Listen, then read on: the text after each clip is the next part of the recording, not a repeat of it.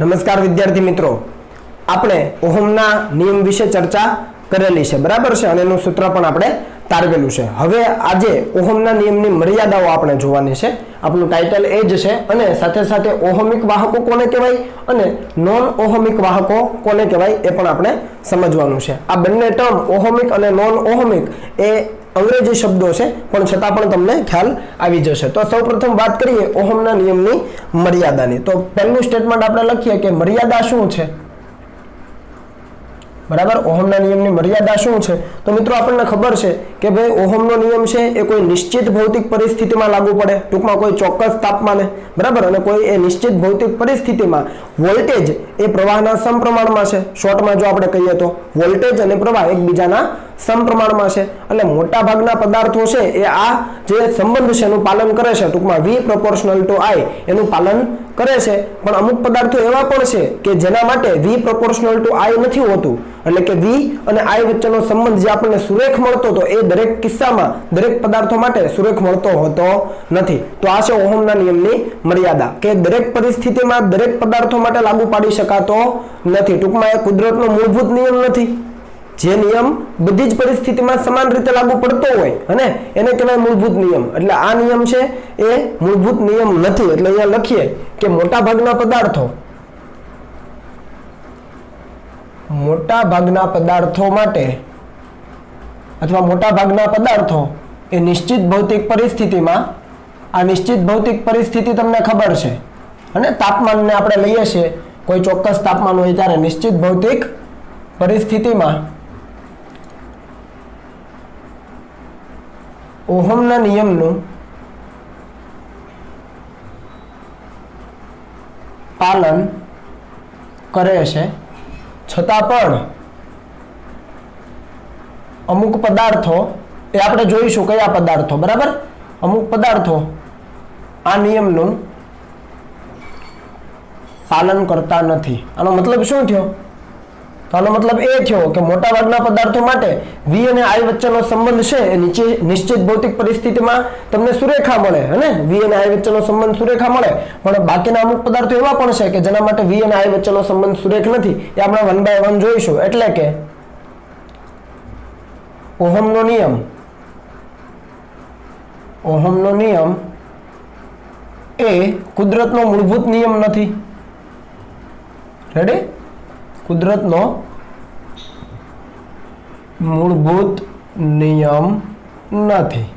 Okay, ચાલો હવે આપણે વાત કરીએ ઓહમિક અને નોન ઓહમિક વાહકોમાં, જેમાં આ આખી જે આપણે લીટી લખી છે એની ચર્ચા આપણે કરવાના છે. તો આપણે લખીએ ઓહમિક વાહકો.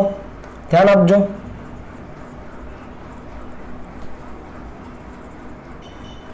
ઓહમિક વાહકો. તો ઓહમિક વાહકોની વ્યાખ્યા શું થાય? તો સિમ્પલ છે મિત્રો, કે જે પદાર્થો ઓહમના નિયમનું પાલન કરે છે તેવા તમામ પદાર્થોને ઓહમિક વાહકો કહેવાય. એટલે અહીંયા લખીએ કે જે વાહકો અથવા જે પદાર્થો ઓહમના નિયમનું પાલન કરે, ઓહમના નિયમનું પાલન કરે. તમે આ લીટી પૂરી કરજો. પરીક્ષામાં એવી અધૂરી લીટી નહીં લખવાની. તમે પેપરમાં અધૂરી લીટીઓ લખો છો એના માર્ક મળવા પાત્ર નથી. તમારે આખું પૂરું કરવાનું કે જે વાહકો ઓહમના નિયમનું પાલન કરે તેવા વાહકોને ઓહમિક વાહકો કહેવામાં આવે છે. ટૂંકમાં આવા પદાર્થો માટે V અને I વચ્ચેનો સંબંધ કેવો હોય? સુરેખ હોય. તો આપણે લખી શકીએ કે આવા વાહકો માટે V અને I વચ્ચેનો સંબંધ, ટૂંકમાં વોલ્ટેજ અને પ્રવાહ વચ્ચેનો સંબંધ કેવો હોય છે? સુરેખ હોય છે. સુરેખ હોય છે. અને જો તમે વોલ્ટેજની દિશા બદલાવો, યાદ છે ને PN જંક્શન ડાયોડ, એવું કઈ યાદ આવે છે 14મા ચેપ્ટરનું? એમાં આપણે વોલ્ટેજ રિવર્સ કરતા એનો મતલબ શું? તો પોઝિટિવ અને નેગેટિવ જે બેટરીના બે ટર્મિનલ છે એને ચેન્જ કરી દેવાના. એટલે જો તમે વોલ્ટેજ ઉલટાવો આ વાહકો માટે, તો એના માટે પ્રવાહ પણ ઉલટાઈ જાય. ટૂંકમાં વોલ્ટેજ છે એ તમે બેટરીના છેડા બદલીને વોલ્ટેજ વિરુદ્ધ દિશામાં લાગુ પાડ્યો તો પ્રવાહ છે એ સમઘડી દિશામાં વહેતો હોય તો હવે વિષમઘડી દિશામાં વહેવા માંડે. પણ V અને I વચ્ચેનો સંબંધ છે હંમેશા સુરેખ જ રહે. ખ્યાલ આવે છે? વોલ્ટેજની તમે દિશા બદલાવો છો, ટૂંકમાં વોલ્ટેજને ઉલટાવો છો, છતાં પણ આ જે પ્રવાહ છે એ પ્રવાહ અને વોલ્ટેજ વચ્ચેનો સંબંધ છે સુરેખ જ હશે. હા, આ પ્રવાહની દિશા ઉલટાઈ જશે પણ V અને I વચ્ચેનો સંબંધ હંમેશા કેવો હશે? સુરેખ હશે. તો આ તમારે યાદ રાખવાનું છે. એટલે એ પણ અહીંયા લખી દઈએ કે વોલ્ટેજની દિશા ઉલટાવતા,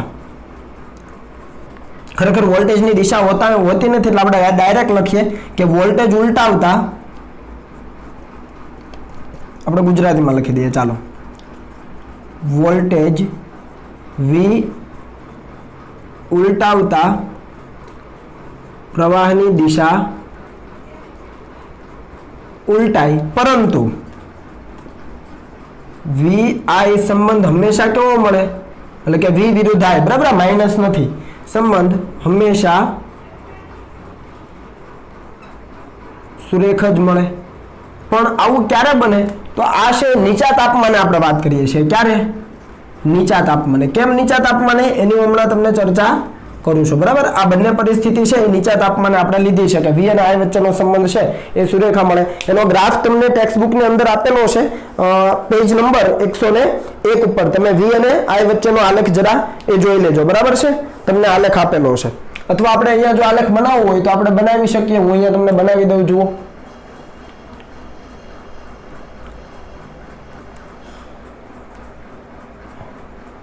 આ I અને આ V, અહીંયા માઇનસ V કહેવાય અને અહીંયા માઇનસ I. કેમ આવું લઉં છું? આ બંને સમજાવું છું. V અને I બંને પોઝિટિવ છે તો આની વાત છે, અને V ની દિશા ઉલટાવીએ એટલે કે વોલ્ટેજ ઉલટાવીએ તો પ્રવાહ ઉલટાય, તો વોલ્ટેજ ઉલટાવેલા એટલે માઇનસ V. યાદ આવે ને આવું ડાયોડ આપણે સેમિકન્ડક્ટરમાં કરેલું, અને પ્રવાહ પણ ઉલટાઈ જાય. તો આ છે ઓરિજિન એટલે કે ઉગમ બિંદુ.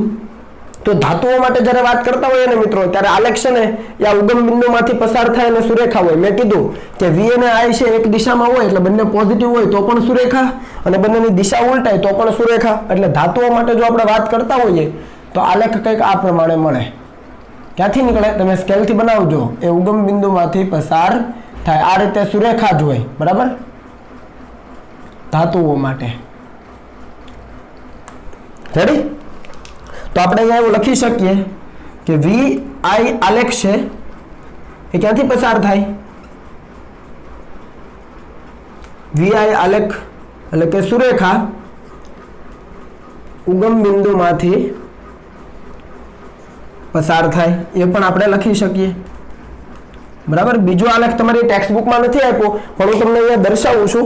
CuSO4 ના દ્રાવણ માટે કે જેની અંદર છે કોપર છે એ ઇલેક્ટ્રોડ તરીકે લીધેલો હોય છે. કોના માટે લખું છું? કોપર સલ્ફેટના દ્રાવણ માટે કે જેની અંદર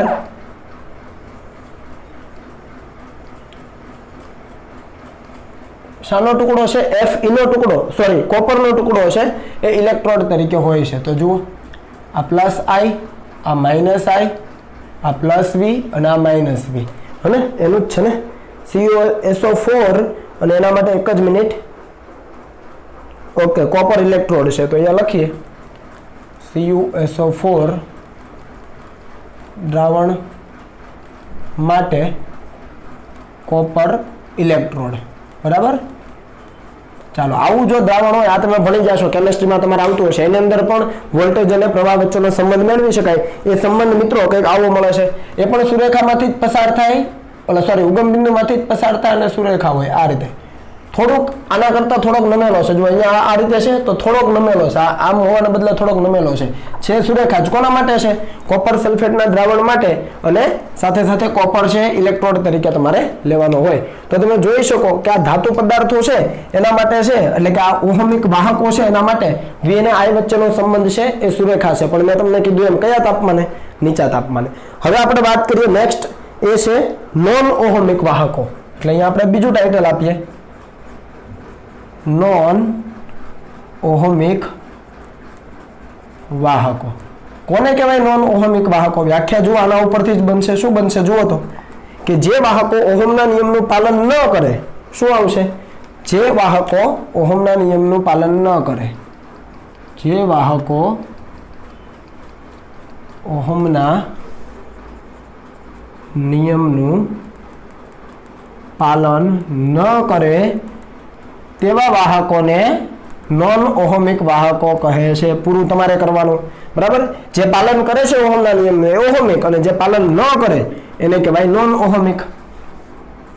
આ બંને વસ્તુ તો તમને યાદ રહી જ, બરાબર. તો આ નોન ઓહમિક વાહકોમાં કેવી કેવી પરિસ્થિતિ ઉદ્ભવી શકે, તો આપણે 1 by 1 જોઈએ તો એની અંદર 4 વસ્તુઓ છે કે આ જે પરિસ્થિતિ છે એની અંદર 4 બાબતો જોવા મળે છે નોન ઓહમિક વાહકોમાં. 1 by 1 પેલા લખીએ અને એને આપણે સમજીએ. પહેલું છે કે V અને I વચ્ચેનો આલેખ છે એ ઉગમ બિંદુમાંથી પસાર ન થાય, જેમ અહીંયાથી પસાર થાય એ ઘણી વખત પસાર ન પણ થાય. VI આલેખ ઉગમ બિંદુમાંથી પસાર ન પણ થવું, એવું નથી કહેતો ન જ થાય, ઘણા કિસ્સામાં થાય પણ ખરું, ઘણા કિસ્સામાં ન પણ થાય, બરાબર છે. તો આ V અને I આલેખ અહીંયા દરેક વખતે ઉગમ બિંદુમાંથી પસાર થાય ઓહમિક વાહકો માટે, પણ નોન ઓહમિક માટે એ ઉગમ બિંદુમાંથી પસાર થાય પણ ખરો અને ન પણ થાય. નંબર 2 છે કે V અને I આલેખ સુરેખા ન મળે, એવું પણ પોસિબલ બને, મળે પણ ખરું ન પણ મળે, બરાબર છે. નંબર 3 છે કે વોલ્ટેજ અને પ્રવાહ, અહીંયા આપણે કેવું કીધું, વોલ્ટેજ અને પ્રવાહ વચ્ચેનો સંબંધ અહીંયા સુરેખા હોય અને જો વોલ્ટેજ ઉલટાવીએ તો પણ પ્રવાહની દિશા ઉલટાઈ જાય, પણ V અને I વચ્ચેનો સંબંધ તો સુરેખા જ મળે. પણ અહીંયા એવું નથી, અહીંયા વોલ્ટેજ અને પ્રવાહ વચ્ચેનો સંબંધ આપણે કીધું કે સુરેખા ન મળે, બરાબર. સાથે સાથે જો વોલ્ટેજ તમે ઉલટાવો તો પ્રવાહની દિશા ઉલટાય, પણ અગાઉ જ્યારે વોલ્ટેજ જે પ્રમાણે હતો અને પ્રવાહ વચ્ચેનો સંબંધ મળતો હતો એવો તમે વોલ્ટેજ ઉલટાવ્યા પછી જો સંબંધ મેળવવાની ઈચ્છા રાખતા હોય તો એવું ન મળે. યાદ કરો PN junction diode, forward bias ને રિવર્સ બાયસ યાદ છે. ફોરવર્ડ બાયસમાં ગ્રાફ કેવો મસ્ત મજાનો ચડતો હતો ઉપર વોલ્ટેજ અને પ્રવાહ માટે, પણ રિવર્સ બાયસમાં વોલ્ટેજ તમે ગમે એટલો બદલો પણ પ્રવાહ છે પેલા કોન્સ્ટન્ટ રહેતો હતો અને પછી બ્રેકડાઉન વોલ્ટેજ એનું મૂલ્ય એકાએક વધી જતું હતું. યાદ આવે છે ગ્રાફ, બરાબર. તો એ પરિસ્થિતિ કહેવા માંગુ છું કે કોઈ ચોક્કસ દિશામાં વોલ્ટેજ છે અને પ્રવાહની જો વાત કરીએ ચોક્કસ દિશામાં, તો ત્યાં છે વોલ્ટેજ અને પ્રવાહ વચ્ચેનો જેવો સંબંધ મળે છે એવો જ સંબંધ તમે વોલ્ટેજ અને પ્રવાહની દિશા ઉલટાવીને મેળવી શકતા નથી. તો એને અહીંયા આપણે લખીએ કે ભાઈ વોલ્ટેજ અને પ્રવાહ વચ્ચેનો સંબંધ છે એ વોલ્ટેજ ઉપર આધાર રાખે છે. એટલે આપણે અહીંયા લખી શકીએ કે VI સંબંધ એ વોલ્ટેજની સંજ્ઞા પર, સંજ્ઞાનો મતલબ શું કે ભાઈ પોઝિટિવ દિશામાં હોય ફોરવર્ડ બાયસમાં, ધારી લો કે છે ડાયોડની વાત કરતા હોઈએ તો ફોરવર્ડ બાયસમાં હોય ત્યારે V અને I સંબંધ અલગ મળે, અને V ની દિશા ઉલટાવીએ ટૂંકમાં રિવર્સ બાયસ કરીએ -V કરી દઈએ ત્યારે છે એ V અને I સંબંધ અલગ મળે. તો VI સંબંધ છે એ V ની સંજ્ઞા પર આધાર રાખે છે. ખ્યાલ આવે છે આ વસ્તુ. અને સાથે સાથે એ પણ નોટ કરી દઈએ કે ભાઈ ચોથો પોઈન્ટ છે કે VI relationship is not non unique, એનો મતલબ કે VI સંબંધ અનન્ય ન મળે, એટલે ટૂંકમાં જુદા જુદા પદાર્થો માટે જુદું જુદું. અનન્ય એટલે એક અને માત્ર એક. અનન્યનો મતલબ શું થાય? એક અને માત્ર એક જ. આ અનન્યનો મતલબ આવો થાય, એક અને માત્ર એક જ. ટૂંકમાં કોઈ પદાર્થ છે એના માટે તમે VI સંબંધ મેળવો, ફરીથી અમુક સમય પછી એના એ જ પદાર્થ માટે VI વચ્ચેનો સંબંધ મેળવો ને તો જેવો પહેલા મળ્યો ને એ જ પદાર્થ માટે જેવો પહેલા મળ્યો ને એવો જ બીજી વાર ન મળે, અલગ મળે. સમજ પડી? કોઈ એક ચોક્કસ પદાર્થ હોય એના માટે તમે V અને I નો સંબંધ મેળવો, પછી અમુક સમય પછી એના એ જ પદાર્થ માટે પાછો V અને I વચ્ચેનો સંબંધ મેળવો ને તો બંને સંબંધો સરખા નહીં હોય, એક અને માત્ર એક ન મળે, અનન્ય ન મળે. સમજ પડી? રેડી? તો આ નોન ઓહમિક વાહકોમાં આટલી વસ્તુ ધ્યાનમાં રાખવાની છે. આ બધી બાબતોને આપણે 1 by 1 સમજવી છે, પણ એ પહેલા તમે આને લખી લો. ચાલો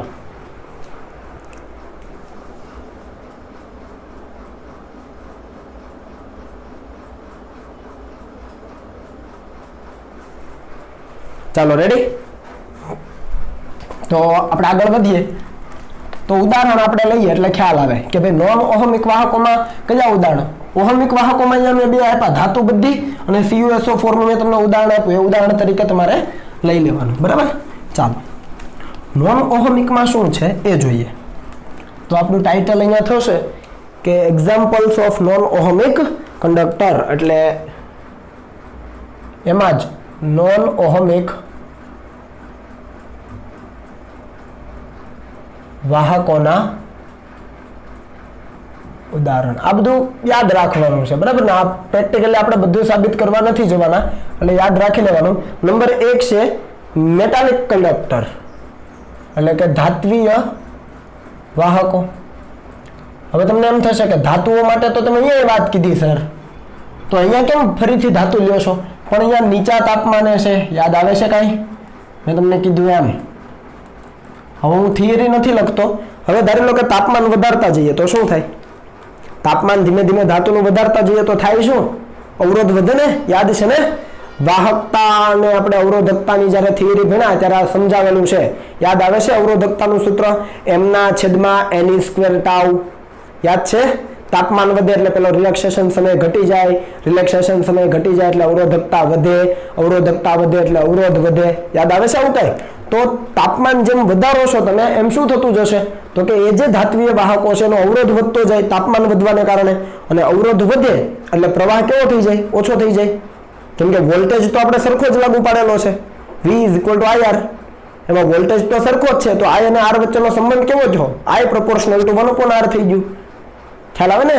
I = V/R લખી શકો કે ન લખી શકો? I બરાબર V/R, એમાં V અચળ લઈ લો તો I proportional to 1/R. તો પ્રવાહ છે એ ઘટશે, કેમ? કારણ કે અવરોધ વધે છે તાપમાન વધારવાના કારણે. તો અહીં આપણે લખી શકીએ કે ઊંચા તાપમાને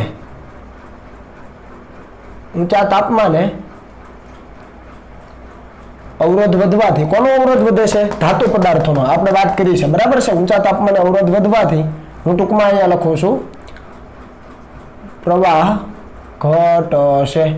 ટૂંકમાં V અને I વચ્ચેનો સંબંધ કેવો થશે? એ લિનિયર નહીં રહે, આવો સુરેખ નહીં રહે. તો એ સંબંધ અહીંયા દર્શાવું છું, જરા જોઈ લેજો. V અને I વચ્ચેનો સંબંધ અહીંયા કંઈક આ પ્રમાણે આપી શકાય. આ છે વોલ્ટેજ, આ છે પ્રવાહ, અને શરૂઆતમાં આલેખ છે કેવો હોય? સુરેખા હોય, કેમ કે નીચું તાપમાન હોય, આલેખ આવો જોઈએ. પણ ઊંચા તાપમાને આપણે આવી એક્સપેક્ટેશન રાખી શકીએ કે ભાઈ આવો સુરેખા મળવો જોઈએ, જો આ ડેશ લાઈન, પણ ખરેખર આવો સીધો મળતો નથી. એના બદલે શું થઈ જાય છે? તો અહીંયાથી છે ફંટાઈ જાય આ રીતે. તમે જોઈ શકો V અને I વચ્ચેનો સંબંધ છે. હવે ગ્રાફ ઉપર ચડી ગયો, ખ્યાલ આવે છે? ગ્રાફ ઉપર ચડ્યાનો મતલબ શું થયો? V અને I ના આલેખ, V અને I ના આલેખનો ઢાળ શું આપે? વિચારો તો. R = ડેલ્ટા V/ડેલ્ટા I થાય કે ન થાય? તમે જુઓ તો આલેખનો ઢાળ છે વધી ગયો કે ન વધી ગયો? V અને I ના આલેખનો ઢાળ વધી ગયો ને, આમ થાય એટલે વધી જાય. આલેખનો ઢાળ વધ્યાનો મતલબ કે R વધી ગયો. VI આલેખનો ઢાળ, આ તો બધાને સમજ આવવી જોઈએ. અને ઢાળ વધી ગયો એનો મતલબ કે અવરોધ વધી ગયો. તો અહીંયા તમે જુઓ આટલા વિસ્તારમાં નીચા તાપમાને VI સંબંધ સુરેખ છે, પણ એના પછી સુરેખ નથી. આપણે કીધું કે ભાઈ VI આલેખ સુરેખા ન મળે, અમુક વિસ્તારમાં મળે પણ બાકીમાં છેક સુધી મળે છે, નથી મળતો. સિમ્પલ. રેડી? ચાલો આગળ વધીએ. નંબર 2, બીજું એક ઉદાહરણ છે, જો કે તમારા સિલેબસમાં નથી. પાણીનું વોલ્ટમીટર અથવા વોટર વોલ્ટમીટર કહેવાય એને. હું અહીંયા લખું છું પાણી વોલ્ટમીટર. તમે ખાલી જસ્ટ યાદ રાખો. આના વિશે તમારે વધારે જાણવું હોય તમે ગૂગલ કરી શકો. હને? તો આના માટે હું સીધો તમને ખાલી ગ્રાફ દર્શાવી દઉં છું I અને V નો, એટલે યાદ રાખવા માટે. બરાબર? એના માટે I અને V, તો I અને આ V, એના માટેનો આલેખ આપણે એવું કીધું કે આલેખ છે ઉગમ બિંદુમાંથી પસાર ન પણ થાય. તો આ કિસ્સામાં છે આલેખ ઉગમ બિંદુમાંથી પસાર નથી થતો, પણ કંઈક આ રીતે પસાર થાય છે. ઓલું ફોટો ઇલેક્ટ્રિક અસરમાં આપણે આવો આલેખ લેતા હતા, યાદ છે? ત્યાં આવૃત્તિનો નેનો હતો, પણ અહીંયા જસ્ટ હતો આ ટાઈપનો. બરાબર? અને અહીંયા છે આ V0. આ V0 શું છે? તો એ V0 છે ને એ બેક EMF છે. શું છે? Back EMF. આ બેક EMF વિશે આપણે આ ચેપ્ટરમાં પછીથી વાત કરવાના છીએ. બરાબર છે? તો આની વાત આપણે પછી કરીશું. બરાબર? પણ જસ્ટ યાદ રાખી લો કે પાણીનું જે વોલ્ટમીટર છે એને વોટર વોલ્ટમીટર કહેવામાં આવે. એમાં I અને V વચ્ચેનો સંબંધ છે એ સીધો ઉગમ બિંદુમાંથી નથી પસાર થતો. આલેખ છે એ ઉગમ બિંદુમાંથી પસાર નથી થતો, પણ થોડોક આગળ જઈને પછી પસાર થાય છે. બરાબર? તો આ પણ એક ફેક્ટ છે. પછી ત્રીજું છે આપણી પાસે PN જંકશન ડાયોડ. હવે એ તો બધાને આવડે છે. બરાબર? છતાં પણ અહીંયા લખીએ, જુઓ. ચાલો ત્રીજા માટે આપણે વાત કરીએ તો નંબર 3, PN જંકશન ડાયોડ. હવે મારે ચર્ચા કરવાની જરૂર નથી. બરાબર છે? PN જંકશન ડાયોડ યાદ છે બધાને? શું આવે? કોના કોના વચ્ચેનો સંબંધ આવે? આવું કંઈક આવડે છે? આ I ની અક્ષ, આ વોલ્ટેજની અક્ષ. બરાબર છે? અહીંયા લખો I, અહીંયા લખો -I, અહીંયા લખો વોલ્ટ, અહીંયા લખો -વોલ્ટ. અહીંયા મિલી એમ્પિયરમાં પ્રવાહ હોય છે, યાદ છે? ભૂલાઈ ગયું? અને અહીંયા સોરી માઇનસ નહીં આવે, માઇક્રો એમ્પિયરમાં પ્રવાહ હોય છે. માઇનસ આ એટલે રિવર્સ પ્રવાહ, માઇનસ વી એટલે રિવર્સ વોલ્ટેજ હે ને. તો જ્યારે આઈ અને વી બંને પોઝિટિવ હોય ત્યારે ફોરવર્ડ બાયસ કહેવાય. આ કંઈક આ પ્રમાણે તો યાદ આવે છે.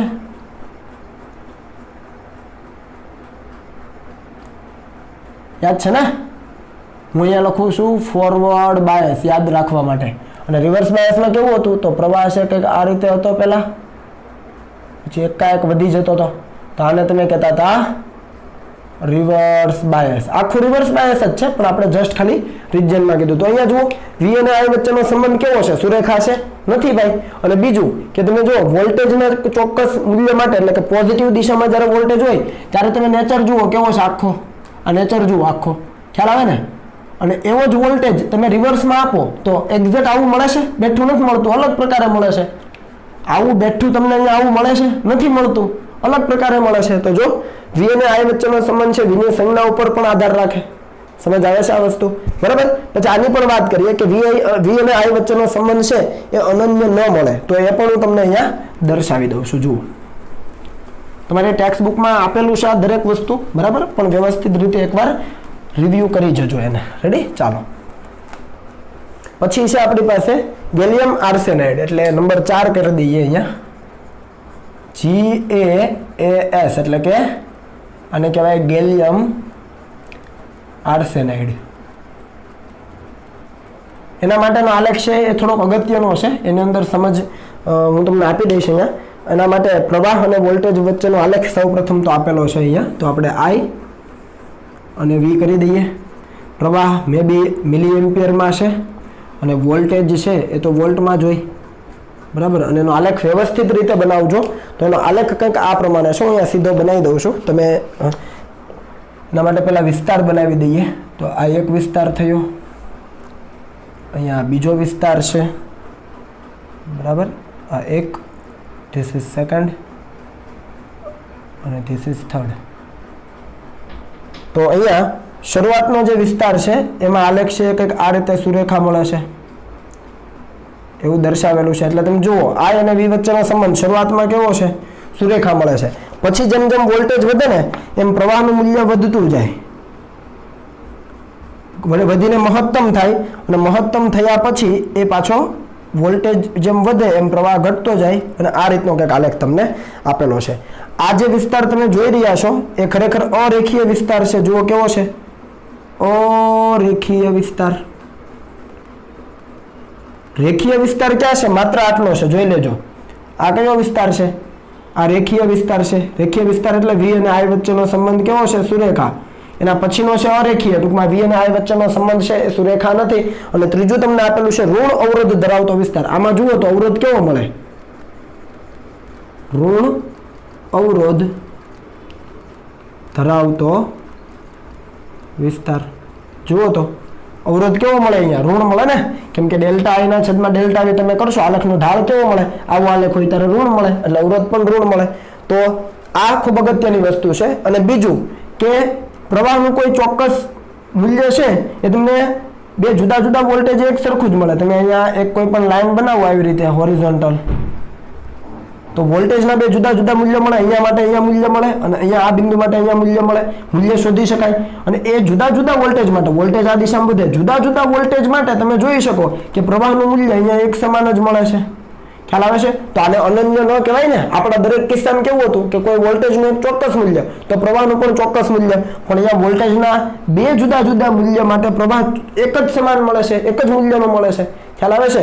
તો આ બધા જ જે વાહકો છે એને શું કહેવામાં આવે છે? નોન ઓહમિક વાહકો. ખ્યાલ આવે છે? બરાબર. તો આ દરેક બાબતો છે ટેક્સ્ટ બુકમાંથી એકવાર રિફર કરી લેવી. ઓકે, ચાલો હવે લખી લો. ચાલો મિત્રો, નેક્સ્ટ ટોપિક છે આપણો અવરોધોના જોડાણ વિશેનો. હવે અવરોધોનું જોડાણ છે એ તમે નાના ધોરણમાં પણ ઓલરેડી ભણી ચૂક્યા છો. ઓલરેડી બે પ્રકારના જોડાણ આપણે જાણીએ છીએ. એક છે અવરોધોનું શ્રેણી જોડાણ અને બીજું છે અવરોધોનું સમાંતર જોડાણ. આ બંને જોડાણમાં એક શબ્દ આવે છે સમતુલ્ય અવરોધ. શું આવે છે? સમતુલ્ય અવરોધ. તો આ સમતુલ્ય અવરોધ કોને કહેવાય? સૌપ્રથમ આપણે એ સમજી લઈએ. અને આપેલું કોઈ પણ જોડાણ હોય, શ્રેણી જોડાણ હોય કે સમાંતર જોડાણ હોય, એનો સમતુલ્ય અવરોધ આવે. આ સમતુલ્ય અવરોધ ખરેખર શું છે એ આપણે જોઈએ. તો આપણને ખબર છે કે ભાઈ જે પણ જોડાણ હોય, શ્રેણી જોડાણ હોય કે સમાંતર જોડાણ હોય, એની અંદર આપણે ઘણા બધા અવરોધોને જોડતા હોઈએ છીએ. શા માટે આવું કરીએ છીએ? કારણ કે આપણો જે પરિપથ છે, બરાબર, એ પરિપથમાં આપણને કેટલો પ્રવાહ જોઈએ છે, આપણે કેટલો પ્રવાહ વહેડાવવો છે, એ મુજબ આપણે એ અવરોધોનું શ્રેણી અથવા સમાંતર અથવા મિશ્ર પ્રકારનું જોડાણ કરતા હોઈએ છીએ. બરાબર છે. તો આ જે અવરોધો છે એ બધા જ અવરોધોની જગ્યાએ કોઈક એવો અવરોધ આપણે રિપ્લેસ કરીને મૂકી દઈએ કે જેથી કરીને આપેલો જે પરિપથ છે એમાં પ્રવાહનું મૂલ્ય પણ ન બદલાય અને જે કુલ અવરોધો છે એના બે છેડા વચ્ચેનો જે કુલ વિદ્યુત સ્થિતિમાનનો તફાવત છે એ પણ અચળ જળવાઈ રહે.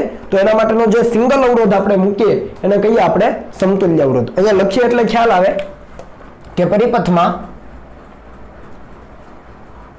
વિદ્યુત પ્રવાહનું, હું ટૂંકમાં લખું છું, બરાબર, પરિપથમાં વિદ્યુત પ્રવાહનું ચોક્કસ મૂલ્ય મેળવવા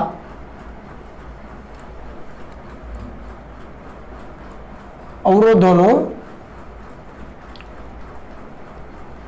જોડાણ કરવામાં આવે. આ જોડાણ મેં તમને કીધું એમ ખરેખર બે પ્રકારના છે. કયા કયા જોડાણ છે? તો હું અહીંયા ટૂંકમાં લખું. એક છે શ્રેણી જોડાણ, બીજું છે સમાંતર જોડાણ અને ત્રીજું મિશ્ર જોડાણ. એટલે કે શ્રેણી અને સમાંતર બંને રીતે હોય. શ્રેણીમાં પણ અવરોધો જોડાય હોય, સાથે સાથે સમાંતરમાં પણ ચાલતું હોય. તો શ્રેણી, સમાંતર અને મિશ્ર જોડાણ, આ ત્રણ પ્રકારના જોડાણ આપણી પાસે હોય છે. આવું શા માટે કરીએ છીએ? તો આપણે કીધું પરિપથમાં વિદ્યુત પ્રવાહનું ચોક્કસ મૂલ્ય મેળવવા. પણ ઘણા બધા અવરોધો છે, બરાબર છે, એનું મેનેજ કરવું થોડીક તકલીફ પડી જાય. તો એ બધા જ અવરોધોની જગ્યાએ કોઈ એક સિંગલ અવરોધ આપણે મૂકી દઈએ જેને આપણે નામ આપીએ સમતુલ્ય અવરોધ. તો આપણે એ લખી શકીએ કે આ બધા જ અવરોધોની જગ્યાએ, બધા જ અવરોધોની જગ્યાએ કોઈ એક એવો અવરોધ પસંદ કરવામાં આવે, એવો અવરોધ પસંદ કરવામાં આવે અથવા મૂકવામાં આવે, તમે જે લખો તે મૂકવામાં આવે કે જેથી આપણે જે આ પ્રવાહની વાત કરીએ છીએ પ્રવાહનું મૂલ્ય ન બદલાય, જેથી પરિપથમાં I નું મૂલ્ય ન બદલાય અને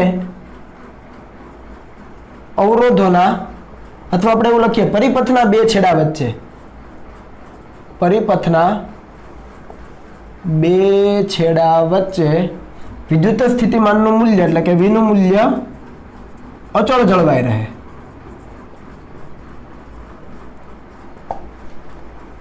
તો આવા અવરોધને સમતુલ્ય અવરોધ કહે છે. શું કહેવાય છે ને? સમતુલ્ય અવરોધ. આ તમે લખી શકો કે આ બધા જ અવરોધની જગ્યાએ કોઈ એવો અવરોધ એવો મૂકીએ કે જેથી કરીને પ્રવાહનું મૂલ્ય પણ ન બદલાય, સાથે સાથે પરિપથ છે એના બે છેડા વચ્ચેનો વોલ્ટેજ પણ ન બદલાય. તો એ જે સિંગલ અવરોધ છે એને કહીએ આપણે સમતુલ્ય અવરોધ. બરાબર. તો હવે આપણે વાત કરીએ શ્રેણી અને સમાંતર જોડાણની. તો અહીંયા આપણે ટાઇટલ આપી દઈએ કે અવરોધોનું શ્રેણી જોડાણ. અવરોધોનું કેવું જોડાણ ભાઈ? શ્રેણી જોડાણ. હવે શ્રેણી જોડાણ એટલે ખ્યાલ આવે કે બધા અવરોધોને કઈ રીતે જોડવાના છે? શ્રેણીમાં જોડવાના છે. એકનો છેડો છે એ બીજાના છેડા સાથે, બીજાનો છેડો ત્રીજાના છેડા સાથે. તો આપણે એની વ્યાખ્યા આપીએ કે આપેલ અવરોધોને એવી રીતે જોડવામાં આવે, આપેલ અવરોધોને એવી રીતે જોડવામાં આવે અથવા આપેલા અવરોધોને છેડાથી છેડા સાથે, એવી રીતે પણ લખીએ, આપેલ અવરોધોને છેડાથી છેડા સાથે એવી રીતે જોડવામાં આવે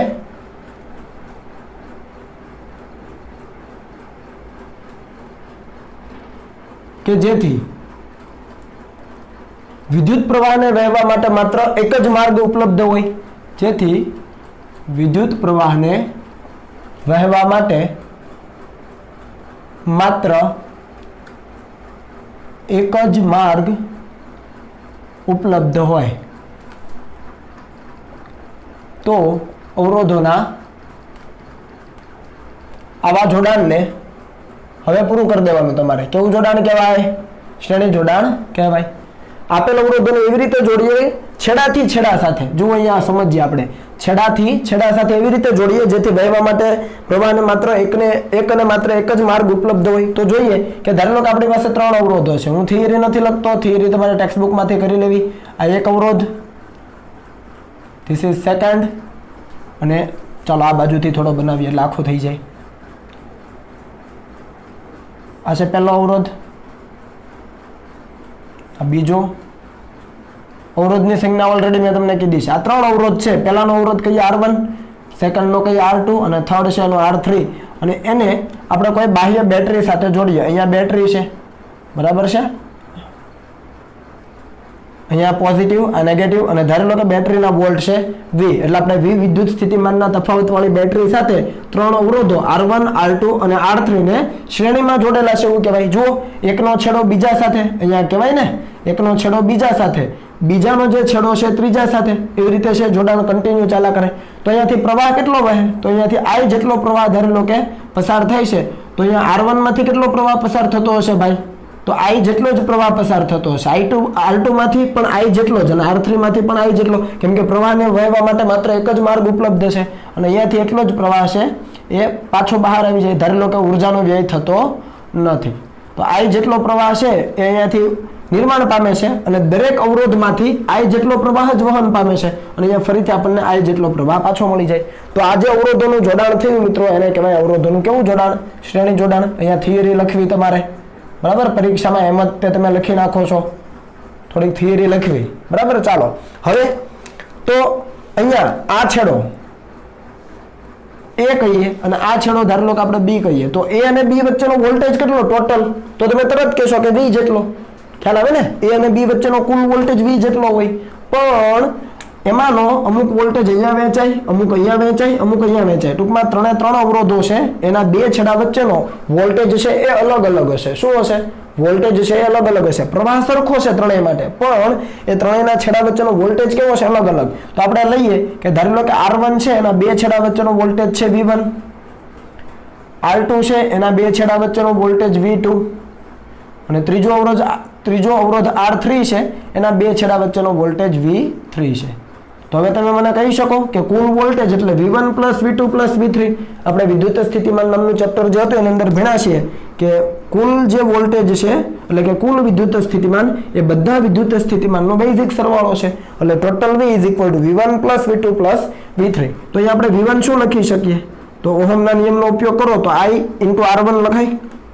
જુઓ, કેમ કે પ્રવાહ તો સમાન જ છે, R1 અલગ છે એટલે V1 આપણને મળે. V = IR મુજબ. V2 શું લખાય? તો I × R2 લખાય, અને V3 શું લખાય? I × R3 લખાય. તમે જોઈ શકો પ્રવાહ ત્રણેય માટે એક સમાન છે, મેં તમને કીધું, બરાબર છે. અહીંયા આપણે કીધું કે પ્રવાહને વહેવા માટે માત્ર ને માત્ર એક જ માર્ગ ઉપલબ્ધ હોય તો પ્રવાહ સમાન છે, બરાબર. પણ R1 અલગ છે તો V1, R2 અલગ છે તો V2, R3 અલગ છે તો V3. તો તમે અહીંયા લખી શકો કે ભાઈ અવરોધોનું જ્યારે શ્રેણી જોડાણ હોય ત્યારે V proportional to R. શું લખી શકો? અવરોધોનું શ્રેણી જોડાણ હોય ત્યારે V proportional to R લખી શકાય. સિમ્પલ છે, બરાબર. હવે તો કુલ વોલ્ટેજ માટે શું લખી શકાય? તો કુલ વોલ્ટેજ માટે V1 + V2 + V3 લખાય. રેડી? તો આને આપણે કહી દઈએ સમીકરણ નંબર 1. હવે આપણે શું વાત કરી કે આ 3 અવરોધો છે એની જગ્યાએ આપણે એક અવરોધ એવો મૂકીએ કે જેથી કરીને આ જે વહેતો પ્રવાહ છે I જેટલો જ રહે, અને પરિપથના 2 છેડા વચ્ચેનો જે વોલ્ટેજ છે એ V જેટલો જ રહે. સોરી, V1 નહીં, V જેટલો, બરાબર. તો એવો જે સિંગલ અવરોધ આપણે મૂકીએ આ 3 ની જગ્યાએ તો એને શું કહેવાય? સમતુલ્ય અવરોધ. તો ખરેખર જો એ સર્કિટ બનાવીએ તો કંઈક આવી બને.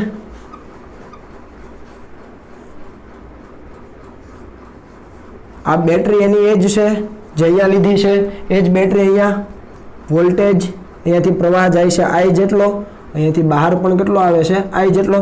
અને આ જે આપણને એક સમતુલ્ય અવરોધ મળે છે, અહીંયા શ્રેણી જોડાણ છે તો RS લખું, જેને કહેવાય સિરીઝ રેઝિસ્ટન્સ. આ સમતુલ્ય અવરોધ છે, બરાબર. આ 3 ની જગ્યાએ રિપ્લેસ કરેલો નવો અવરોધ. આ અવરોધ એવો છે કે જેમાંથી વહેતો પ્રવાહ છે I જેટલો જ રહે છે, અને એના 2 છેડા વચ્ચેનો કુલ વોલ્ટેજ કેટલો રહે છે? V જેટલો જ રહેશે. આ V, કેમ કે 2 છેડા વચ્ચે આપણે કીધું ને A અને B વચ્ચે વોલ્ટેજ કેટલો રહેવો જોઈએ? V જ રહેવો જોઈએ. અહીંયા એ વાત કરી આપણે, તો અહીંયા V જ રહેશે.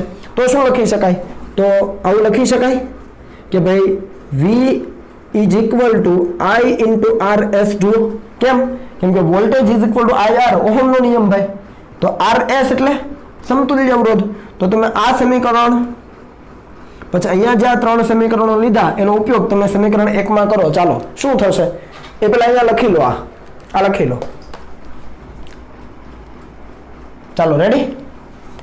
ઓકે. તો સમીકરણ 1 માં કિંમતો મૂકી દો, વાર્તા પૂરી. શું આવે છે જુઓ, અંદર કિંમતો મૂકી દો. તો IRS is equal to IR1 plus IR2 plus IR3. બધામાં I કોમન કેન્સલ થાય તો ડાયરેક્ટ લખી દઉં જવાબ. RS is equal to R1 plus R2 plus R3. તમે જોઈ શકો આવું સૂત્ર તમે અગાઉના ધોરણમાં પણ તારવેલું છે. અને આ RS શું છે? તો શ્રેણી જોડાણનો સમતુલ્ય અવરોધ છે. બરાબર છે? એટલે શ્રેણી જોડાણનો સમતુલ્ય અવરોધ એટલે એ પરિપથમાંના બધા જ અવરોધોનો સરવાળો. ફરીથી, શ્રેણી જોડાણનો સમતુલ્ય અવરોધ એટલે શું? તો કે પરિપથમાં રહેલા બધા જ અવરોધોના સરવાળો. પરિપથમાં રહેલા બધા જ અવરોધોનો સરવાળો. રેડી? તો આ આપણો જવાબ થઈ જાય. અને આનો એકમ તો બધાને આવડે જ છે ને, ઓહમ છે, ભૂલી ન જતા. બરાબર? ધારો લો કે n અવરોધો હોય તો n અવરોધોના શ્રેણી જોડાણ માટે, તો n અવરોધોના શ્રેણી જોડાણ માટે શું લખાય? અહીંયા 3 હતા. n માટે લખવું હોય તો RS, S for series. બરાબર? તો R1 plus R2 plus up to ક્યાં સુધી જવાનું? Rn સુધી જવાનું. તો અહીંયા પણ એ જ છે કે અવરોધોનું જે શ્રેણી જોડાણ છે એનો સમતુલ્ય અવરોધ જો RS હોય તો એ કેટલો હશે? તો કે જે પરિપથના બધા જ અવરોધો છે એ બધા જ અવરોધોના સરવાળા જેટલો. બરાબર? અને અહીંયા બીજી વસ્તુ પણ આપણે લખી શકીએ કે ભાઈ આ જે શ્રેણી જોડાણનો સમતુલ્ય અવરોધ છે એ પરિપથમાંનો જે મોટામાં મોટો અવરોધ છે એના કરતાં પણ મોટો હશે. કેમ? કારણ કે અહીંયા સીધો સરવાળો છે. એટલે પરિપથમાં જે પણ અવરોધ મોટો હશે એના કરતાં પણ આ જે સમતુલ્ય અવરોધ છે એનું મૂલ્ય મોટું હશે. તો અહીંયા આપણે લખી શકીએ કે શ્રેણી જોડાણના સમતુલ્ય અવરોધનું મૂલ્ય એટલે કે RS નું મૂલ્ય એ પરિપથમાં રહેલા મોટામાં મોટા મૂલ્યના અવરોધ કરતા પણ વધારે હશે. સમજ આવે છે? શ્રેણી જોડાણના સમતુલ્ય અવરોધ RS નું મૂલ્ય એ પરિપથમાં રહેલા મોટામાં મોટા અવરોધના મૂલ્ય કરતા પણ કેવું હશે? મોટું હશે. રેડી? તો આ વાત છે શ્રેણી જોડાણની. આગળ આપણે સમાંતર જોડાણની વાત કરીએ એ પહેલા આટલું લખી લો.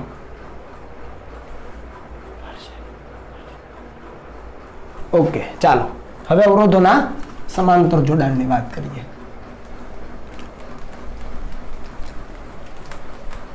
આ સૂત્ર યાદ રહેવા જોઈએ હો ભાઈ, કેમ કે કેપેસિટર માટે જ્યારે લઈશું ને ત્યારે આનાથી ઉલટું આવશે બધું. રેડી? પછી એવી રીતે ઇન્ડક્ટર માટે પણ આપણે વાત કરીશું. તમે સ્પ્રિંગ માટે ઓલરેડી ભણી ગયા છો, સ્પ્રિંગના શ્રેણીને સમાંતર જોડાણ એ બધું ભેગું થશે ને ત્યારે લોચા થશે. એટલે યાદ રાખજો બધું. રેડી? ચાલો, બીજું છે અવરોધોનું કેવું જોડાણ લેવું છે ભાઈ? સમાંતર જોડાણ. મિશ્ર જોડાણ હું અત્યારે નથી કરાવતો કેમ કે એ બહુ એટલું બધું આવતું નથી, છતાં પણ આવશે તો જોઈ લઈશું. બરાબર? શ્રેણી અને સમાંતર એક સાથે હોય તો એને મિશ્ર જોડાણ કહેવાય. હવે અવરોધોનું સમાંતર જોડાણ કોને કહેવાય? તો કે આપેલા અવરોધોને એવી રીતે જોડવામાં આવે અથવા આપેલા અવરોધોને બે સામાન્ય બિંદુ વચ્ચે એવી રીતે જોડવામાં આવે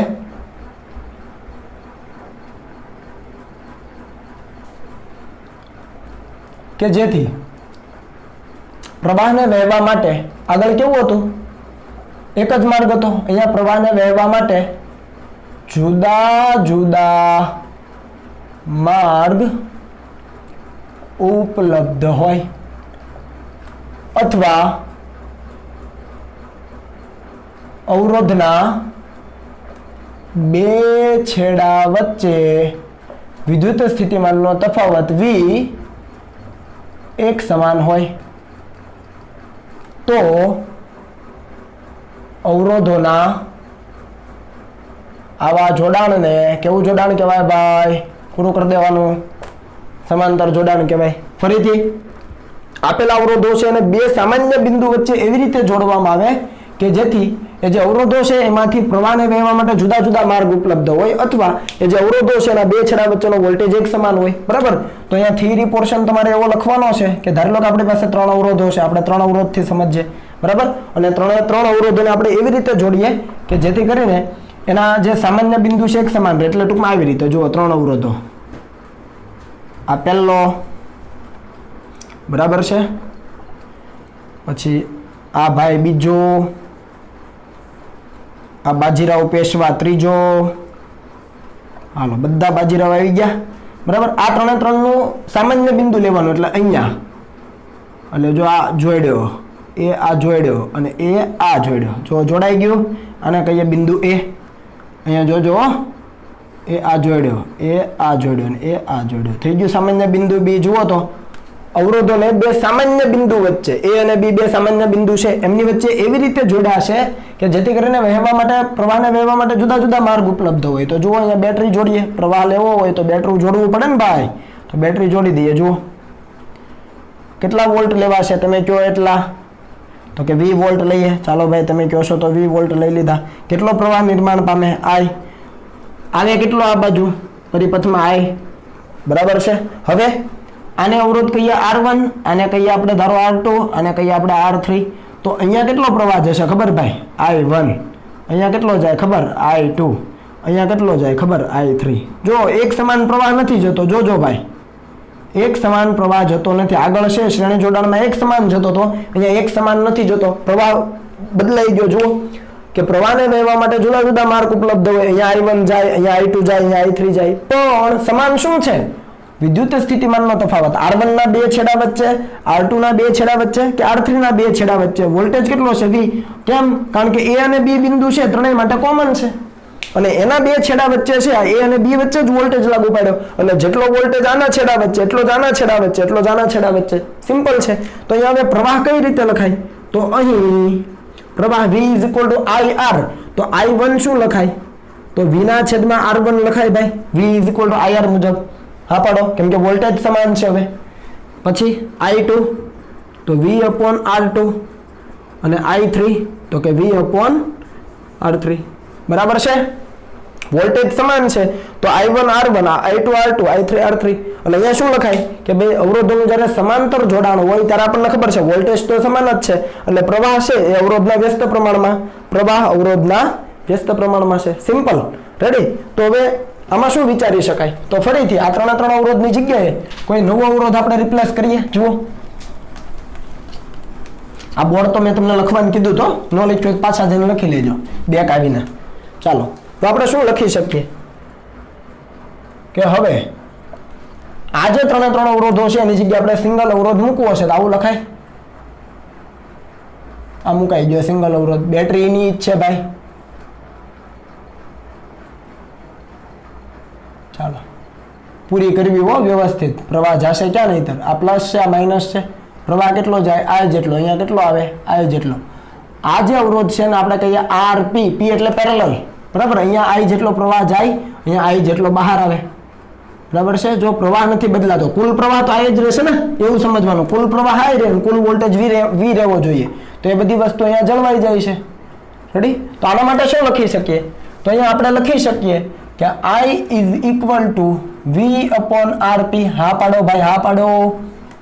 I = V/RP લખાય ને, કેમ કે હવે એક જ અવરોધ છે તો એક જ પ્રવાહ જશે. ધારી લો કે આપણે I કહી દઈએ, રેડી. તો V/RP આ સૂત્ર મુજબ જ લખાય. તો હવે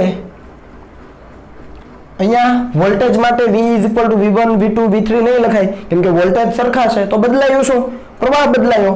તો I એટલે I1 + I2 + I3. તો હવે I = I1 I2 I3 મૂકી દો કિંમત. ચાલો આની અંદર કિંમતો મૂકો. ક્યાંથી? અહીંયાથી ઉઠાવો અને I ની કિંમત અહીંયા છે. તો શું આવે? V/RP = સામે શું આવે? V/R1 V/R2 V/R3. ભાઈ V કોમન નીકળે, ડાબી જમણી ઉડી જાય. V/RP = V/R1 + V/R2 + V/R3. તો આ સૂત્ર મળી ગયું. જુઓ જ્યાં RP શું છે? તો RP છે સમાંતર જોડાણનો સમતુલ્ય અવરોધ. સમાંતર જોડાણનો સમતુલ્ય અવરોધ. આ તમે ભણી ગયા છો, બરાબર છે. અને n અવરોધોના સમાંતર જોડાણની વાત કરીએ તો n અવરોધોના સમાંતર જોડાણની જો આપણે વાત કરીએ તો શું લખાય 1/rp is equal to 1/r1 વત્તા 1/r2 અપ ટુ ક્યાં સુધી 1/rn. એનો મતલબ શું થયો અને ગુજરાતીમાં શું કહેવાય આપણી ભાષામાં કે સમાંતર જોડાણનો સમતુલ્ય અવરોધ જો rp હોય તો સમાંતર જોડાણના સમતુલ્ય અવરોધનો વ્યસ્ત એ પરિપથના દરેક અવરોધો છે એના વ્યસ્તના સરવાળા જેટલો હોય. ફરીથી રિપીટ કરું છું, સમાંતર જોડાણનો સમતુલ્ય અવરોધ છે એનો વ્યસ્ત એ પરિપથમાં રહેલા દરેક અવરોધોના વ્યસ્તના સરવાળા જેટલો હોય. દરેક અવરોધો છે એનો વ્યસ્ત લઈ લો પછી સરવાળો કરી દો. આવડે ને? તો એ એક છેલ્લું સ્ટેટમેન્ટ લખવાનું આપણે બાકી છે. આ લખી લો, ચાલો ફટાફટ આ લખી લો. બરાબર, ચાલો તો એક સ્ટેટમેન્ટ લખી દઈએ. શું લખાય? આપણે શ્રેણી જોડાણમાં શું કીધું હતું કે સમતુલ્ય અવરોધ છે એ મોટામાં મોટા મૂલ્યના અવરોધ કરતા પણ મોટું મૂલ્ય ધરાવે. અહીંયા કેવું થશે? અહીંયા થશે નાનામાં નાના મૂલ્યના અવરોધ કરતા પણ મૂલ્ય નાનું હોય. કોનું? સમતુલ્ય અવરોધનું. તો અહીંયા લખી શકીએ કે અવરોધોના સમાંતર જોડાણના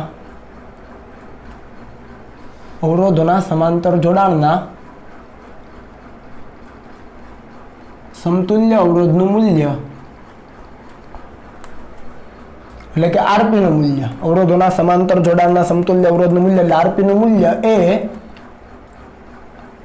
આપેલ અવરોધના અથવા આપેલ અવરોધોમાંના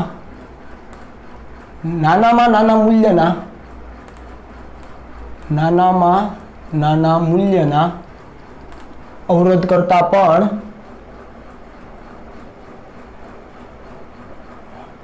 ઓછું હોય છે.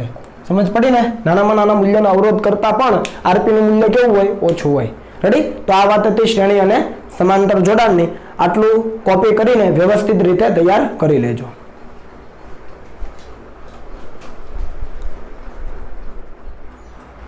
ચાલો, ત્યાર પછીનો એક ટોપિક છે કે અવરોધોના સમાંતર જોડાણમાં પ્રવાહનું વિભાજન. ટૂંકમાં જુદા જુદા અવરોધો જેને આપણે સમાંતરમાં જોડેલા છે એની અંદર પ્રવાહ કેટલો વહેતો છે. આ ટોપિક છે ગુજરાત બોર્ડનો નથી પણ તમારી જેડબલી, નીટ અને ગુજકેટ જેવી પરીક્ષામાં કામમાં આવી શકે. બરાબર, ધ્યાન આપજો. તો અહીંયા આકૃતિમાં બે અવરોધો લીધા છે, R1 અને R2. થિયરી હું નથી લખતો. બરાબર, R1 અને R2 બે અવરોધો છે. બંનેનું કેવું જોડાણ છે તમે જોઈ શકો. બે કોમન બિંદુ, બે સામાન્ય બિંદુ પર જોડેલા છે. R1 અને R2 નો જમણી તરફનો છેડો B બિંદુએ અને બંનેના ડાબી તરફના છેડા A બિંદુએ. ટૂંકમાં કેવું જોડાણ થયું? સમાંતર જોડાણ થયું. હવે એ જે જોડાણ છે એને 20 વોલ્ટની બેટરી લાગુ પાડેલી છે તો અહીંયાથી I જેટલો પ્રવાહ નિર્માણ પામે અને અહીંયા એ બિંદુ પાસેથી આગળ વિભાજન થઈ જાય ને, કેમ કે સમાંતર જોડાણમાં પ્રવાહ છે જુદા જુદા માર્ગે વહેતો હોય. તો R1 માંથી વહેતો પ્રવાહ I1 અને R2 માંથી વહેતો પ્રવાહ I2 આપણે કહીએ અને ફરીથી B બિંદુ પાસે કેટલો પ્રવાહ આવે? જેટલો દાખલ થયો એટલો બહાર આવે. બરાબર છે? તો આ આપણી સર્કિટ થઈ. હવે આ સર્કિટમાં આ જે બે અવરોધો છે બંને અવરોધો સમાંતરમાં છે તો સમાંતર જોડાણનો સમતુલ્ય અવરોધ એટલે R ઇક્વિવેલન્ટ પણ 1/R લખવું પડે. ખ્યાલ છે ને? આપણે આને 1/RP કીધેલું. 1/RP પેરેલલ માટે P લીધેલો. તમે RP લો કે R ઇક્વિવેલન્ટ લો સરખું જ છે પણ ખબર હોવી જોઈએ કે શ્રેણી જોડાણનું છે કે સમાંતર જોડાણનું. તો 1/R equivalent is equal to 1/R1 plus 1/R2 આપણું સૂત્ર હતું. બરાબર, અને અગાઉ ભણી ગયા આપણે. આના ઉપરથી તમે લસા લઈ લો ચોકડી ગુણાકાર તો R1 plus R2 ઉપર થાય છેદમાં R1 into R2 અને ઉલટું કરો કેમ કે 1/R equivalent છે તો R equivalent મેળવો R1 into R2 છેદમાં R1 plus R2 મળી જાય. આ બે અવરોધોના સમાંતર જોડાણ માટેનો સમતુલ્ય અવરોધ મળી ગયો. હવે તો સમતુલ્ય સર્કિટ કેવી બને? તો R1 અને R2 ની જગ્યાએ હવે R ઇક્વિવેલન્ટ રિપ્લેસ કરી શકાય. યસ, કરી શકાય. તો જુઓ એ જ સર્કિટ, બેટરી પણ છે, પ્રવાહ એટલો જ, પણ આ બંનેની જગ્યાએ હવે સમતુલ્ય અવરોધ મૂકી દીધો છે. આ A બિંદુ, આ B બિંદુ. તો હવે R ઇક્વિવેલન્ટ માંથી પસાર થતો પ્રવાહ કેટલો? I. તો એના બે છેડા વચ્ચેનો વિદ્યુત સ્થિતિમાનનો તફાવત કેટલો? તો V is equal to IR મુજબ એટલે કે ઓહમના નિયમ મુજબ V is equal to I અને R એટલે R ઇક્વિવેલન્ટ કેમ કે આ બંનેની જગ્યાએ આપણે R ઇક્વિવેલન્ટ મૂકેલો છે તો R ઇક્વિવેલન્ટ ની કિંમત મૂકી દો અહીંયા R1 R2 upon R1 plus R2. તો આ છે વિદ્યુત સ્થિતિમાનનો તફાવત. મિત્રો એક વસ્તુ હજુ તમને યાદ અપાવી દઉં કે જ્યારે પણ આ વોલ્ટેજ વિશે વાત કરું છું, હું બોલું છું વિદ્યુત સ્થિતિમાનનો તફાવત, ત્યારે A અને B વચ્ચેનો ટૂંકમાં આવું ગણવાનું છે VA minus VB. સમજ પડી ને? ખાલી અહીંયા મેં V લખ્યો છે પણ તમારે સમજવાનું આવું છે VA minus VB. રેડી? તો આ ભૂલાઈ ન જાય. ખાસ ધ્યાન આપજો. રેડી? ચાલો તો હવે આપણને વોલ્ટેજ મળી ગયો છે, કુલ વોલ્ટેજ છે આ. રેડી? તો હવે પહેલા અવરોધમાંથી પસાર થતો પ્રવાહ અને બીજા અવરોધમાંથી પસાર થતો પ્રવાહ I1 I2 કઈ રીતે મેળવાય? તો આપણને ખબર છે કે આ બંને અવરોધો કેવા જોડાણમાં છે? સમાંતરમાં છે. એટલે જેટલો વિદ્યુત સ્થિતિમાનનો તફાવત R1 ના બે છેડા વચ્ચે હશે એટલો જ વિદ્યુત સ્થિતિમાનનો તફાવત R2 ના બે છેડા વચ્ચે હશે. યસ, વોલ્ટેજ બંને માટે સરખા હશે. તો V IR સૂત્ર મુજબ I1 શું લખાય? V/R1 લખાય પહેલા અવરોધ માટે. I1 V/R1 લખાય. ઓહમનો નિયમ V IR મુજબ. આ V એટલે અહીંયા મેળવે તો મૂકી દો આ કિંમત. તો V ના છેદમાં R1 લેવાનું. તો જો V ના છેદમાં R1 અહીંયા છેદમાં જવા દો તો R1 જતો રહે, શું વધે? IR2 છેદમાં R1 + R2 જુઓ છે. એવી રીતે બીજા અવરોધમાંથી વહેતો પ્રવાહ I2 શોધવો હોય તો V/R2 લખાય ઓહમના નિયમ પ્રમાણે, કેમ કે વોલ્ટેજ તો બંને માટે સમાન જ છે સમાંતરમાં હોવાથી. હવે V/R2 અહીંયાથી V/R2 કરો, R2 ને છેદમાં જવા દો તો શું વધે? R1 × I. તો R1 × I છેદમાં R1 + R2. તો આ બંને સૂત્રો આવડે કે ન આવડે? ઈઝી છે. શું કર્યું? સમતુલ્ય અવરોધ શોધી લીધો, એના ઉપરથી વોલ્ટેજ મેળવી લીધો. હવે વોલ્ટેજ બંને માટે સમાન છે, ઓહમનો નિયમ વાપરો, I1 I2 મળી જાય. આના ઉપરથી તમને એવું પણ પૂછે કે બંને અવરોધમાંથી વહેતો જે પ્રવાહ છે એનો ગુણોત્તર શોધો. બંને અવરોધમાંથી વહેતો જે પ્રવાહ છે એનો ગુણોત્તર શોધો. તો I1 ના છેદમાં I2 બંનેમાંથી વહેતા પ્રવાહનો ગુણોત્તર, તો ભાગાકાર કરો તો જો I/R1 + R2 I/R1 + R2 ઉડી જાય. R2 ના છેદમાં R1 વધે. જુઓ I1 ના છેદમાં I2 કરો તો R2 ના છેદમાં R1 વધે. એનો મતલબ શું થયો કે સમાંતર જોડાણમાં છે એ પ્રવાહ એ અવરોધના વ્યસ્ત પ્રમાણમાં હોય. આ હું થિયરીમાં પણ બોલ્યો હતો કે અવરોધ વધારે હોય તો પ્રવાહ ઓછો પસાર થાય. તો આપણે જાણીએ જ છીએ અવરોધ વધારે તો પ્રવાહ ઓછો પસાર થાય જો વ્યસ્ત પ્રમાણ છે. ખ્યાલ આવે ને? તો આ અગત્યના સૂત્રો છે મિત્રો, બરાબર? જ્યારે બે અવરોધોનું સમાંતર જોડાણ હોય. ત્રણ માટે પણ કરી શકાય. તો R ઇક્વિવેલન્ટ બદલાય, એવી રીતે વોલ્ટેજ પણ બદલાય, એવી રીતે અહીંયા ચેન્જ કરી દેવાનો. સમજ આવે ને? પણ મેથડ આ. રેડી? ચાલો થોડુંક હજુ વધારે જોઈએ તો અહીંયા જુઓ તમને n અવરોધો આપ્યા છે. અહીંયા 2, 5 ની વાત નથી, n અવરોધો છે. જુઓ 1, 2, 3 એમ અહીંયા જો ટપકા ડેશ લાઈન કરીને મતલબ અનંત સુધી છે. કેટલા? તો કે n અવરોધ સુધી. n ની પહેલાનો કયો હોય? n-1. એની પહેલા કયો હોય? n-2. સમજ આવે ને? n ની પહેલા n-1 હોય, એની પહેલા કયો અવરોધ હોય? n-2 હોય. એટલે 1 થી માંડીને n સુધીના અવરોધો કઈ રીતે જોડેલા છે જુઓ તો.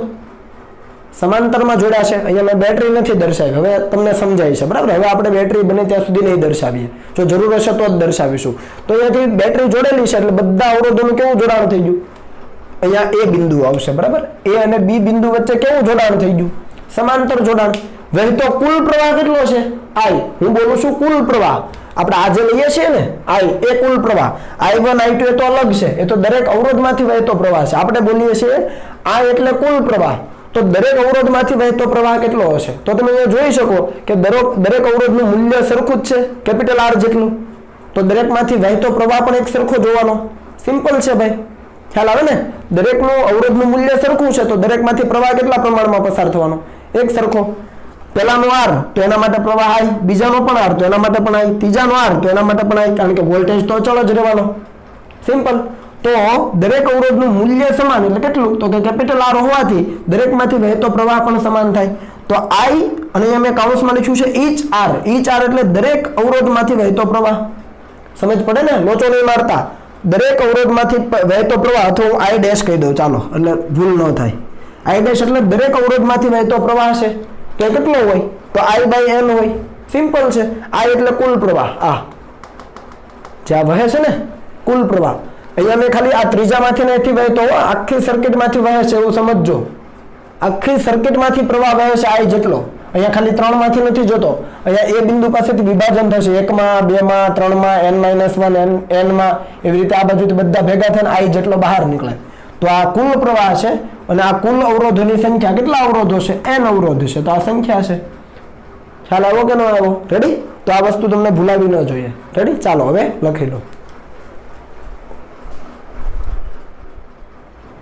ચાલો થોડા દાખલા જોઈ લઈએ. તો દાખલો અહીંયા છે કે 4R ઓહમ અવરોધના એક તારને વાળીને વર્તુળ બનાવેલ છે. ટૂંકમાં 4R ઓહમના અવરોધનો એક તાર છે, એને વર્તુળાકાર માર્ગે વાળવામાં આવેલો છે. તો તેના વ્યાસાંત બિંદુઓ વચ્ચે સમતુલ્ય અવરોધ કેટલો થશે? તો તો અહીંયા તમે જોઈ શકો કે તાર છે ને વર્તુળાકાર વાળેલો છે, તો મેં અહીંયા આ વાળેલો તાર અહીંયા દર્શાવી દીધો છે. કુલ અવરોધ કેટલો છે 4R, તો આખા તારનો અવરોધ કેટલો થઈ ગયો 4R થઈ ગયો. પણ આપણને કીધું છે કે તેના વ્યાસાંત બિંદુઓ વચ્ચે સમતુલ્ય અવરોધ, એનો મતલબ કે જે બે બિંદુઓ વચ્ચે અવરોધ શોધવાનો કીધો હોય ને મિત્રો, એ બે બિંદુ વચ્ચે તમારે બેટરી જોડવી પડે. ટૂંકમાં અહીંયા એક બિંદુ અને આ સામેનું વ્યાસાંત બિંદુ કહેવાય. આ બંને બિંદુઓ કેવા છે? વ્યાસાંત બિંદુઓ. ખ્યાલ આવે? તો આ બંનેની વચ્ચે બેટરી જોડવાની. ટૂંકમાં અહીંયાથી મેં બે છેડા કાઢ્યા તો A અને B વચ્ચે બેટરી જોડવાની. તો હવે તમે સમજી શકો કે અહીંયા આ બે બિંદુ વચ્ચે સમતુલ્ય અવરોધ જોઈએ છે, તો આ બે બિંદુઓ વચ્ચે ઉપર 2R થઈ ગયો અને નીચે 2R થઈ ગયો. ફરીથી રિપીટ કરું, આખો જે તાર હતો એનો કુલ અવરોધ કેટલો છે 4R ઓહમ છે. એને વર્તુળ માર્ગે વાળી દો તો એ અવરોધ 4R જ રહેશે. વર્તુળ માર્ગે હજી જસ્ટ વાળ્યો છે એટલે 4R જ રહેશે. પણ હવે એના બે વ્યાસાંત બિંદુ વચ્ચે સમતુલ્ય અવરોધ જોઈએ તો બે વ્યાસાંત બિંદુ વચ્ચે આપણે બેટરી જોડવી પડે. ખબર પડી? તો ઉપરનો જે ભાગ છે એનો અવરોધ કેટલો થઈ ગયો 2R, નીચેનો ભાગ છે એનો અવરોધ કેટલો થઈ ગયો 2R, અડધો અડધો થઈ જાય કેમ કે તાર એક સમાન હોય. હવે સમજ પડી? તો એને મેં અહીંયા આકૃતિ સ્વરૂપે દર્શાવ્યું. જુઓ, ઉપરનો જે ભાગ છે એનો અવરોધ 2R, નીચેનો ભાગ છે એનો અવરોધ 2R. તો આ બંને અવરોધો હવે કેવા થઈ ગયા? આ બંને બિંદુ કયા બિંદુ છે? એ આ બંને બિંદુ વ્યાસાંત બિંદુઓ છે, જેને આપણે A અને B નામ આપી શકીએ. તો ઉપર 2R નીચે 2R બંનેનું કેવું જોડાણ? સમાંતર જોડાણ. તો સમાંતર જોડાણનો સમતુલ્ય અવરોધ R1 R2 upon R1 plus R2. જો બે અવરોધો હોય તો R1 કેટલો 2R, R2 કેટલો 2R, મૂકી દો બધી કિંમત એટલે તમને અંતિમ જવાબ મળી જશે R ઓહમ. સમજ પડી? જુઓ, હતો 4R, એમાંથી ખાલી વ્યાસાંત બિંદુ વચ્ચે વર્તુળાકાર માર્ગે વાળીને વ્યાસાંત બિંદુ વચ્ચે અવરોધ શોધ્યો, ખાલી R થઈ ગયો. ઘટી ગયો ને? આપણે કીધેલું હતું કે ભાઈ સમાંતર જોડાણમાં જે સમતુલ્ય અવરોધ છે એ આપેલા અવરોધો પૈકીનો જે ઓછામાં ઓછો અવરોધ છે એના કરતા પણ ઓછો. અહીંયા મૂલ્ય કેટલું છે બંનેનું 2R, એના કરતા પણ ઓછો છે. જુઓ, સમતુલ્ય અવરોધ. સમજ પડી ને? રેડી? ચાલો આગળ વધીએ. આપેલા પરિપથમાં પ્રવાહ I શોધો. અહીંયા તમે જુઓ કે એક સમબાજુ ત્રિકોણ આપેલો છે, બરાબર છે. 30 30 30 ઓહમના ત્રણ અવરોધો જોડેલા છે અને ત્રિકોણની રચના કરી છે. અને અહીંયા A બિંદુ અને B બિંદુ વચ્ચે એક 2 વોલ્ટની બેટરી જોડેલી છે અને એમાંથી વહેતો પ્રવાહ, પરિપથમાંથી વહેતો અહીંયા પ્રવાહ કેટલો છે? આ I આપણે શોધવાનો છે. તો આ I શોધવા આપણે શું કરવું પડે? સૌપ્રથમ તો આપણે ઓહમનો નિયમ વાપરીશું. V IR. V IR. એમાં V આપણી પાસે છે, I આપણે જોઈએ છે R, પણ R કયો? તો R ઇક્વિવેલન્ટ. શું શોધવાનું છે? R equivalent. આ જે સર્કિટ આપી છે એનો સમતુલ્ય અવરોધ શોધવાનો. તો આની અંદર આપણે જોવાનું કે અવરોધોનું કેવું જોડાણ છે. જો, સમાંતર જોડાણ પણ હોઈ શકે, શ્રેણી જોડાણ પણ હોઈ શકે અને મિશ્ર પ્રકારનું જોડાણ પણ હોઈ શકે. જોઈએ આપણે. જુઓ, અહીંયા A અને B કેવા છે? સોરી, AB અને BC અવરોધો કેવા છે? તો તમે તરત જુઓ તો એવું લાગે કે આ એકનો છેડો બીજા સાથે જોડ્યો તો શ્રેણી જોડાણ છે, પણ નહીં. અહીંયા બેટરી છે, ધ્યાન રાખવાનું. સમજ પડી? જો, B છેડાને બેટરી, B છેડાને એટલે ટૂંકમાં બંને અવરોધોને નીચેનો છેડો મળે છે બેટરીનો, પણ ઉપરનો છેડો ખાલી આ અવરોધને જ મળે છે, આ બીજા અવરોધને જ નથી મળતો. એટલે વિચારશો કઈ રીતે? તો અહીંયા જુઓ, ACB આ જે માર્ગ છે ત્યાં જુઓ ક્યાંય બેટરી આવે છે? નથી આવતી. આ જોડાણ કેવું થયું? શ્રેણી જોડાણ થયું. ACB અહીંયા લખું, ACB માર્ગે સમતુલ્ય અવરોધ કેટલો થાય? ધારો કે આપણે R કહીએ તો કેટલો થાય? તો 30 + 30 સરવાળો થાય ને શ્રેણી જોડાણમાં. આ શ્રેણી જોડાણ થયું કે ન થયું? થયું. તો આ કેટલો થાય? 60 ઓહમ થાય કે ન થાય? થઈ જાય. તો આની સર્કિટ કેવી બને? તો સર્કિટ કંઈક આવી બને. જોજો, આ બિંદુ A, ત્યાં અવરોધ કાઢ્યો. આ કયો છે? આ અવરોધ A અને B વચ્ચેનો અવરોધ છે, મેં અહીંયા જોડી દીધો. હવે ACB એનો અવરોધ 60 ઓહમ થી રિપ્લેસ કરી શકાય, અથવા એને R ડેશ કહીએ તો 60 ઓહમ થી રિપ્લેસ કરીએ તો કંઈક આવું બને. તમે ગમે તે રીતે દર્શાવી શકો. અને ખરેખર છેડો આવવાનો ક્યાં? આ બંનેનું જોડાણ છે તો B પાસે જ છેડો આવવાનો, એટલે તમે અહીંયા દર્શાવી શકો. ધારો કે આ જોડાણ મેં આ રીતે કરી દીધું. સમજ પડી ને કે ન પડી? આ જે જોડાણ છે ખરેખર આ B છેડો જ છે આ, કેમ કે આ B અહીંયા છે, અહીંયા જેટલો વોલ્ટેજ મળે એટલો જ અહીંયા હોય, તાર એક જ છે. સમજ પડી? એટલે આ શ્રેણી જોડાણ છે અને એ શ્રેણી જોડાણનો સમતુલ્ય 60 ઓહમ. તો આ થઈ ગયો 60 ઓહમ. આ બિંદુ A નું એ જ છે, બરાબર? અને આ થઈ ગયો 30 ઓહમ. એ તો હતો જ, આ 30 એ તો છે જ અહીંયા, બાકીનો 60 આવી ગયો. તો હવે જુઓ, A અને B હવે કોમન થઈ ગયા. બંને અવરોધોના છેડા એક બિંદુ પાસે, અવરોધોના બીજી બાજુના છેડા બીજા બિંદુ પાસે, અને બંને વચ્ચે કેટલી બેટરી જોડી છે? તો 2 વોલ્ટની બેટરી જોડી છે. આ છે 2 વોલ્ટ અને આ થઈ ગયો પ્રવાહ I તો આપણે લેવાનો છે. તો હવે બંને અવરોધો કેવા જોડાણમાં કહેવાય જુઓ તો અહીંયા બંનેના કોમન છેડા છે, આ બંનેનો કોમન છેડો જ કહેવાય, તાર છે તો કોમન જ કહેવાય ભાઈ, બરાબર ને? આ તો તમને ખ્યાલ આવવો જોઈએ. તો 60 અને 30 બંને સમાંતર જોડાણમાં છે. તો હવે R ઇક્વિવેલન્ટ એટલે શું થાય? તો 30 ગુણ્યા 60 તમારે લખી દેવાનું ભાઈ. 30 અને 60 ઓહમ છે એ હવે સમાંતર જોડાણમાં થયા અને છેદમાં 30 વત્તા 60 તો કેટલું થયું? આ થયું 60 ગુણ્યા 30 એટલે 1800 ડિવાઇડેડ બાય 90. આ એક 0 ગયો તો આ વિધું 20 ઓહમ. સમતુલ્ય અવરોધ કેટલો મળી ગયો? 20 ઓહમ. તો હવે સમતુલ્ય અવરોધ મળી ગયો, વોલ્ટેજ પણ છે. તો I = V by R equivalent લખાય કે ન લખાય? લખાય. વોલ્ટેજ કેટલો છે? તો કે 2 વોલ્ટ અને R ઇક્વિવેલન્ટ કેટલો છે? 20. તો 2/20 એટલે 1/10 તો 0.1 એમ્પિયર. આ થઈ ગયો જવાબ. કેટલો આવે છે ને ભાઈ? ચાલો 0.1 એમ્પિયર આવે છે આ જવાબ. સમજ પડી ને? શું કર્યું? આ જે અવરોધો છે શ્રેણીમાં છે, એનું શ્રેણી જોડાણ 30 ને 30 60 થઈ જાય તો એ 60 કરી દીધું. હવે આ 60 ઓહમ છે એ 30 ઓહમ સાથે કેવા જોડાણમાં? તો કે સમાંતરમાં. કેમ કે બંનેના ઉપરના છેડા એક બિંદુએ, બંનેના નીચેના છેડા એક બિંદુએ. આ પણ બીજ કહેવાય. જો તમારે અહીંયા લખવું તો લખી શકો, કેમ કે તાર જોડ્યો છે. અહીંયા જેટલું સ્થિતિમાન હોય એટલું જ અહીંયા હોય. સમજ પડી ને? અને એ બંનેનું સમાંતર જોડાણનો સમતુલ્ય મેળવી લો એટલે કુલ જ મળી જવાનો આખા પરિપથનો. અને કુલ મળી ગયો એટલે ઓહમનો નિયમ વાપરો, પ્રવાહ મળી જાય. બરાબર? ચાલો આગળ જોઈએ. સર્કિટ આપી છે અને કીધું છે કે આપેલા પરિપથમાં R1 ના બે છેડા વચ્ચે વોલ્ટેજ ડ્રોપ ગણો. ટૂંકમાં R1 ના બે છેડા વચ્ચેનો વોલ્ટેજ ડ્રોપ એટલે વિદ્યુત સ્થિતિમાનનો તફાવત. R1 ના બે છેડા વચ્ચે વોલ્ટેજ ગણવો છે. R1 છે 18 ઓહમ. I મળી ગયો એટલે V = IR મુજબ આપણી પાસે R છે 18 ઓહમ તો છે જ.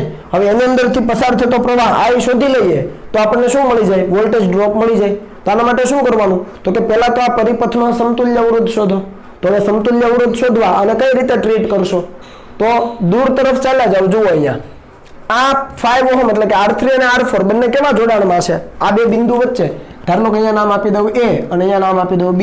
તો A અને B વચ્ચે આ બંને કેવા જોડાણમાં છે? જુઓ તો શ્રેણી જોડાણમાં. તો અહીંયા લખીએ કે A અને B વચ્ચે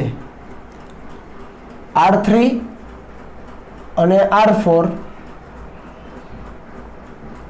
શ્રેણીમાં છે. તો એનો સમતુલ્ય R' કેટલો થાય? તો R3 + R4. જો અત્યારે હું સ્ટેપ લખું છું તમારી સમજ માટે, બરાબર? પછી નહીં લખું, પછી ડાયરેક્ટ કરી દઈશું. તો 10 ને 5 કેટલો થઈ જવાનો? 15 ઓહમ. તો તમે સર્કિટ આની બનાવી હોય તો બનાવી શકો. કેવી બનશે? તો આ 18 ઓહમ તો છે જ, આ 60 વોલ્ટની બેટરી તો છે જ. રેડી? આ બિંદુ A ત્યાં કેટલો જોડેલો છે? તો કે R2 = 10 ઓહમ જોડેલો છે. નીચે એઝ ઇટ ઇઝ B બિંદુ છે. તો હવે અહીંયા A સાથેથી A અને B વચ્ચેનો જ સમતુલ્ય છે ને? A અને B વચ્ચેનો જ આ સમતુલ્ય છે. તો અહીંયા ખરેખર આવી રીતે કરી શકાય. આ A હોય તો આ પણ A જ હોય, આ B હોય તો આ પણ B જ હોય. તમે સીધું જોડાણ ત્રાસુય કરી શકો ગમે તે રીતે, બરાબર? તો આ કેટલો મળ્યો? 15 ઓહમ. હવે તમે જુઓ તો આ બંને અવરોધો કેવા જોડાણમાં છે? સમાંતરમાં છે. તો હવે અહીંયા લખાય R' અને R2. R' તથા R2 સમાંતરમાં હોવાથી એનો સમતુલ્ય અવરોધ શું થાય? તો એને કહીએ R'. તો એ થાય R' ગુણ્યા R2 છેદમાં R' + R2. નિયમ પ્રમાણે બે અવરોધોનું સમાંતર જોડાણ હોય તો આ સૂત્ર લખાય ને? તો અહીંયા R' અને R2 છે તો બંનેનો ગુણાકાર છેદમાં બંનેનો સરવાળો. ગુણાકાર કરો 15 × 10 150 અને છેદમાં 25 આવે. 15 ને 10 25. તો R' કેટલું થયું? તો R' 150/25. ઘડિયો બોલો. થઈ ગયું 6 ઓહમ. તો આ થયું 6 ઓહમ. આ બંનેની જગ્યાએ 6 ઓહમનો એક મૂકી શકાય. તો ફરીથી આ 60 વોલ્ટની છો ભાઈ. તો ફરીથી આપણે રિપ્લેસ કરીએ. ચાલો ઓકે. આ કેટલા વોલ્ટની બેટરી થઈ? ચાલો તો અહીંયા કેટલો અવરોધ મૂકી શકાય? આ બંનેની જગ્યાએ મૂકી શકાય 6 ઓહમનો. R' = 6 ohm. અને અહીંયા છે 18 ohm is equal two R1, અહીંયા છે 60 વોલ્ટ. ચાલો તો આ થઈ ગયું. ઓકે, જુઓ બરાબર. હવે બંને કેવા જોડાણમાં, જુઓ એક અવરોધનો છેડો બીજા સાથે શ્રેણીમાં, તો લખી શકાય R1 તથા R" શ્રેણીમાં હોવાથી. પરીક્ષામાં તમારે ડાયરેક્ટ કરી દેવાનું જેવું તમારું નોલેજ છે એ પ્રમાણે, બરાબર. તો R ઇક્વિવેલન્ટ હવે લખાય, કેમ કે હવે પૂરું જ થઈ ગયું છે, તો હવે R ઇક્વિવેલન્ટ લખી શકાય. તમે R" લખો તો એ વાંધો નથી, તમને ખ્યાલ હોવો જોઈએ, બરાબર. તો R ઇક્વિવેલન્ટ એટલે આ બંનેનો સરવાળો, એટલે કે R" વત્તા R1 કેટલો થાય જુઓ તો 18 ને 6 24 ઓહમ. એટલે આખો જે આ પરિપથ હતો એનો સમતુલ્ય અવરોધ કેટલો થઈ ગયો 24 ઓહમ. એટલે તમે 24 ઓહમ ને રિપ્લેસ કરી શકો. હવે આકૃતિ આવડે ને નીચે 6 વોલ્ટની બેટરી અને એની સાથે 24 ઓહમનો અવરોધ તમારે જોડી દેવાનો, અને વહેતો પ્રવાહ કેટલો I. તો હવે પ્રવાહ મળી જાય I is equal to V by R equivalent થી મળી જાય કે ન મળી જાય? વોલ્ટેજ કેટલા 60 અને આ R ઇક્વિવેલન્ટ એટલે 24, તો 60 ભાગ્યા 24 એટલે હું અહીંયાથી જવાબ જોઈ લઉં છું 2.5 એમ્પિયર. કેટલો મળે 2.5 એમ્પિયર. એટલે અહીંયા તમને પ્રવાહ મળી ગયો છે પરિપથમાંથી વહેતો પ્રવાહ. ધારી લો કે I હોય, હવે I દર્શાવી શકાય અહીંયા, કેમ કે એક જ માર્ગ છે ઉપલબ્ધ, બરાબર. તો આ I પ્રવાહ 18 ઓહમ માંથી પસાર થવાનો, યસ થવાનો. તો આના બે છેડા વચ્ચેનો વોલ્ટેજ ડ્રોપ કેટલો, તો તમને ખ્યાલ આવે કે I ઇન્ટુ R1 કરી દો. તો R1 ના બે છેડા વચ્ચે પોટેન્શિયલ ડિફરન્સ, વોલ્ટેજ ડ્રોપ એટલે વિદ્યુત સ્થિતિમાનનો તફાવત. તો V is equal two I R1, કેમ કે I વહે છે ને R1 એનું મૂલ્ય છે, તો I કેટલો થયો, તો એ થયો 2.4 અને R1 કેટલો છે 18 છે, સોરી 2.5 છે ને પ્રવાહ 2.5. તો આ જવાબ કેટલો આવે 18 દુ 36 ને 9 બીજા એટલે 45. તો 45 વોલ્ટ. 60 વોલ્ટ માંથી 45 વોલ્ટ માત્ર 18 ઓહમના અવરોધના બે છેડા વચ્ચે મળે. રેડી? એટલે તમને આ એનાલિસિસ આવડવું જોઈએ કે કયા અવરોધો શ્રેણીમાં છે, કયા સમાંતરમાં છે. જુઓ, પેલા શ્રેણી આવ્યું, પછી પાછું સમાંતર થઈ ગયું, પાછું શ્રેણી આવ્યું. એટલે મિશ્ર પ્રકારનું દરેક જોડાણ હોઈ શકે. થોડું ધ્યાન આપવાનું એટલે ખ્યાલ આવી જાય. રેડી? ચાલો હવે કોપી કરી લો.